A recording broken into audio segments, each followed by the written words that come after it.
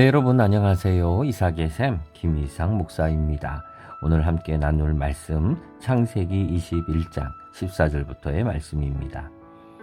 아브라함이 아침에 일찍 일어나 떡과 물 한 가죽 부대를 가져다가 하갈의 어깨에 메워주고 그 아이를 데리고 가게 하니 하갈이 나가서 부엘세바 광야에서 방황하더니 가죽 부대에 물이 떨어진지라 그 자식을 관목덤불 아래에 두고 이르되 아이가 죽는 것을 참아보지 못하겠다 하고 화살 한바탕 거리 떨어져 마주 앉아 바라보며 소리내어 우니 하나님이 그 어린아이의 소리를 들으셨으므로 하나님의 사자가 하늘에서부터 하갈을 불러 이르시되 하갈아 무슨 일이냐 두려워하지 말라 하나님이 저기 있는 아이의 소리를 들으셨나니 일어나 아이를 일으켜 내 손으로 붙들라 그가 큰 민족을 이루게 하리라 하시니라. 하나님이 하갈의 눈을 밝히셨으므로 샘물을 보고 가서 가죽 부대에 물을 채워다가 그 아이에게 마시게 하였더라. 하나님이 그 아이와 함께 계심에 그가 장성하여 광야에서 거주하며 활 쏘는 자가 되었더니 그가 바란 광야에 거주할 때에 그의 어머니가 그를 위하여 애굽 땅에서 아내를 얻어 주었더라. 아멘. 자, 오늘 성경은 좀 불편하기도 한 성경입니다. 이 하갈과 그 아들 이스마엘이 이제 쫓겨나는 이제 그러한 장면이죠. 성경에서는, 오늘 성경에서는 이 하갈의 아이 또는 종의 아이라고 얘기하지 이스마엘이라고 이름을 얘기해 주지 않습니다. 그러니까 지금 21장은요, 우리가 불편한 거는 이렇게 아이와 이 엄마가 이제 쫓겨나는 거죠. 참 잔인하게 보여요. 광야로 쫓겨납니다. 이렇게 쫓아내는 추방하는 이런 무자비한 장면. 이제 이게 우리에게 불편함을 주는 거죠. 근데 이 성경은 우리가 그렇게 보면 안 됩니다. 초점이 어디에 있는가라고 하는 걸 봐야 돼요. 우리는 이렇게 현대인의 눈으로 이게 가정 문제, 그죠? 두 여자가 서로 이게 하갈과 사라죠. 하갈과 사라가 서로 누가 본부인이냐 막 이런 걸 가지고 다투는. 사실 하갈도 할 말은 있죠. 내가 처음 낳았다. 사라는 내가 정부인이다. 뭐 이렇게 서로 할 말은 있지만 사실 요 부분이 이 성경의 초점은 아니에요. 사실은 오늘 이 성경에서는 이제 이런 부분이 있죠. 이삭과 이제 이스마엘 두 아이의 문제가 사실은 이삭은 나중에 이스라엘 유대인들의 조상이지요. 근데 이스마엘은 에돔 족속의 조상이에요.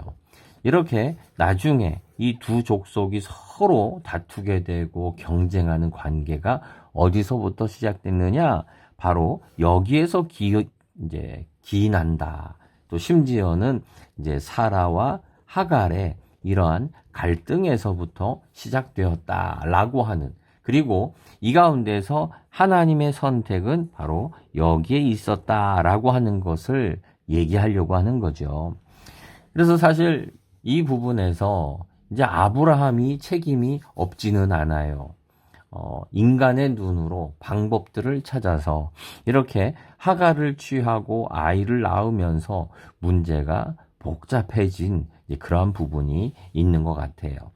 사실 그래서 그런 점에서 볼 때 우리가 하나님의 뜻을 함부로 우리 이미 나누었지만 편법으로 하나님의 뜻을 판단하고 인간적으로 적용하는 것이 얼마나 위험하고 큰 문제를 일으키는가라고 하는 것을 우리는 성경에서 보게 됩니다. 하갈은 우리는 오늘 성경에서 두 가지 점을 보려고 합니다. 하갈과 그 아이의 문제인데요. 하갈은 굉장히 불쌍한 여자로 이제 등장을 하지요. 하지만 어떻게 보면 굉장히 이렇게 핍박받고 쫓겨나는 이제 그런 여자로 보이지만 하갈도 성격이 만만치는 않아요. 아이를 낳고 나서 사라를 굉장히 멸시합니다. 하갈은 출신이 애굽입니다. 그러니까 이방 여자입니다. 이방 여자로서 이제 종으로 온 건데, 그런데 자기가 큰 소리를 치는 거죠. 내 출신이 적어도 이 정도인데, 또 성격이 보통이 아닌 게 왜 그러냐면은 아이가 이제 목말라 죽는 거죠. 그래서 죽는 걸 차마 못 보겠다라고 하면서 이렇게 떨어져서 그거를 지켜만 봐요. 또 거기다가 나중에 굉장히 성격이 보통이 아니라는 게 마지막 절에 보면은 이 어머니가 아이를 위해서 애굽 땅에서 아내를 얻어 주었다. 그러니까 아이의 자녀 일에 굉장히 간섭하는, 굉장히 주도권을 굉장히 강하게 쥐고 주장하려고 하는 그러한 성격이라고 하는 거를 이제 우리가 볼 수 있는 부분입니다. 굉장히 강한 여자인 거죠. 이제 그러다 보니까 하갈이 계속해서 사라와 충돌을 하게 됐고 결국은 추방을 당합니다. 쫓겨나지요. 그 당시 풍속에 의하면은 사실 이 종이 여자 첩이죠. 첩이 쫓겨날 때는요, 아무것도 가지고 나가지 못합니다. 그냥 첩은 첩이다. 그리고 지금처럼 인권이나 이런 것이 강하지 않았기 때문에 이 첩은 그냥 하나의 재산 처분과 비슷해요. 그냥 쫓아내는 거예요. 근데 그래도 이제 아브라함은 이런 가죽 부대와 먹을 걸 줘서 쫓아냅니다. 그래도. 자, 근데 여기서 이 아이의 문제입니다. 성경에서 이 아이를 굉장히 높이 대하고 있는 것을 보게 됩니다. 자, 보게 되면은 하나님이 이 가정을 구원하세요. 구원하는데 왜 구원을 하실까요? 누구 때문에 구원을 하실까요? 17절 보면은 하갈 때문이 아니에요. 어린 아이의 소리를 들으셨으므로 라고 했고, 또 뒤에 가서도 이렇게 얘기를 해요. 저기 있는 아이의 소리를 들으셨나니, 이렇게 얘기를 하시는 거죠. 그래서 또 20절에 가서도 하나님이 그 아이와 함께 계심에, 이렇게 얘기를 해요. 우리가 소돔과 고모라의 이런 심판 장면에서도 우리 롯이 왜 구원받았습니까? 롯 때문이었나요? 롯이 하나님을 잘 믿었고 또는 식사 대접을 잘했고 또 구원받을 만한 사람이기 때문이었나요? 아니에요. 굉장히 자격 없는 사람이에요. 누구 때문이었습니까? 아브라함 때문에 하나님이 롯을 구원하시려고 한 거예요. 아브라함 때문이죠. 여기서도 그렇습니다. 여기서도 지금 왜 구원을 받습니까? 하갈이. 하갈 때문이 아니에요. 누구 때문입니까?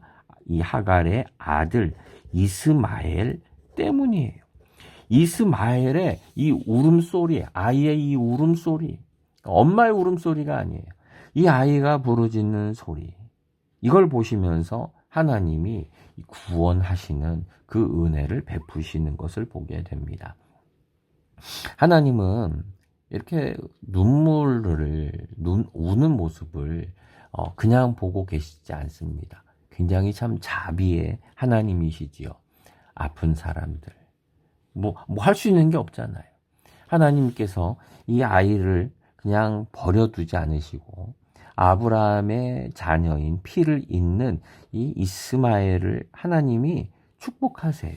그래서 먹을 것을 당장 눈을 열어 가죽 부대에 이 샘물을 발견하게 하시고 또 복을 주시지요. 그래서 활 쏘는 자가 돼요. 사실 활 쏜다는 거는 사냥꾼이란 얘기이기도 하지만은 사실 전쟁에 능한 사람이라는 뜻이기도 하지요.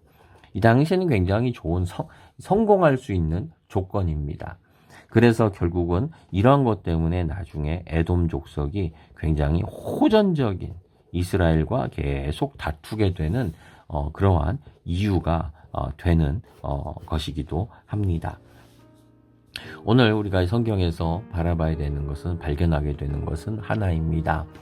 이 아이의 울음소리를 들어주시는 하나님이다 라고 하는 것입니다. 하나님은요, 이렇게 아이의 울음소리를 하나님은 들어주십니다. 아무것도 못하는, 아무것도 할 수 없는 이스마엘이라는 이름도 아니고 종의 아이로 불리고 있는 이 아이의 울음소리, 그리고 그 소리를 들으시고 샘을 주시고 또 미래를 열어주시는, 그리고 축복하시지요. 큰 민족을 이루게 하겠다, 이렇게 축복해 주시는 하나님의 자비하심을 우리는 발견하게 됩니다. 우리가 오늘도 바라야 될 것은 바로 이러한 하나님의 자비하심과 은총을 바라보는 것입니다.